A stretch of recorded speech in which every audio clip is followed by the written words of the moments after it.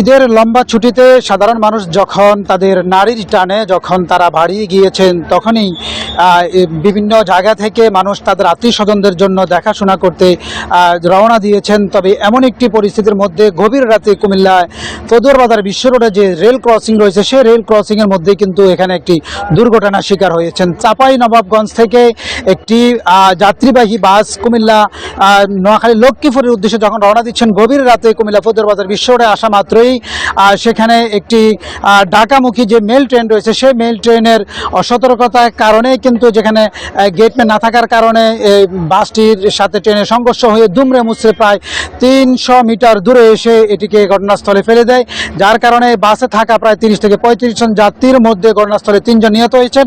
বাকি যারা আহত হয়েছেন তাদেরকে কুমিল্লা মেডিকেল হসপিটালে নেওয়ার পথে সেখানে তারা নিহত হয়েছেন। সর্বশেষ কুমিল্লার এই রেল এবং বাস দুর্ঘটনায় নিহতর সংখ্যা আমরা পেয়েছি প্রায় 12 জন নিহত হয়েছেন, তার মধ্যে 7 জন পুরুষ, 3 জন নারী এবং 2 জন শিশু রয়েছেন।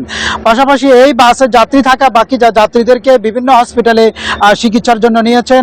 এমন পরিস্থিতির মধ্যে এখানে স্থানীয়দের মধ্যে যারা ট্রেনে যাত্রী ছিল তারা এখনো পর্যন্ত এই রেল লাইনটি ক্লিয়ার না হওয়ার কারণে কিন্তু তারা এখানে সকাল থেকে বিভিন্ন ধরনের ভোগান্তির শিকার হচ্ছেন।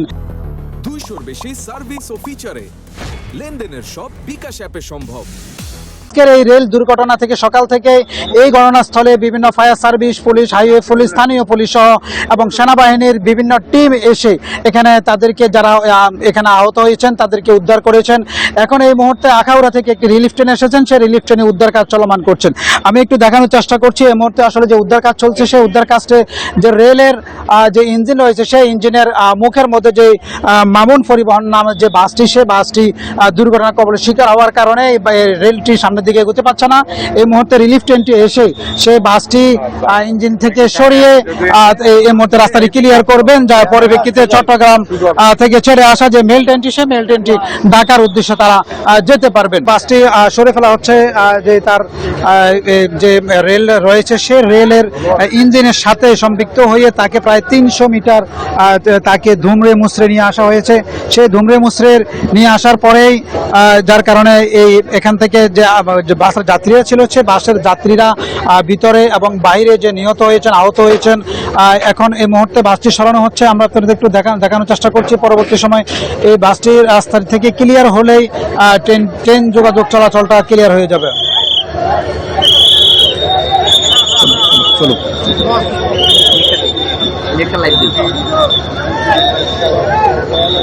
আপনারা দেখছেন যে আসলে বিভিন্ন গণমাধ্যম কর্মীরা এবং সোশ্যাল মিডিয়া, অনলাইন মিডিয়া সহ বিভিন্ন যে সংবাদকর্মীরা রয়েছেন তারা সরাসরি এটিকে আপনাদেরকে দেখানোর চেষ্টা করছে। আমরাও এই মুহূর্তে আপনাদেরকে দেখানোর চেষ্টা করছি। তবে আমরা আশা করতে যাচ্ছি যে আসলে যারা কুমিল্লা এবং ঢাকা সহ বিভিন্ন হসপিটালে চিকিৎসার জন্য গিয়েছেন সেই চিকিৎসার কারা কোথায় চিকিৎসা নিচ্ছেন সেই বিষয়টি আমরা আসলে দেখতে পারবো।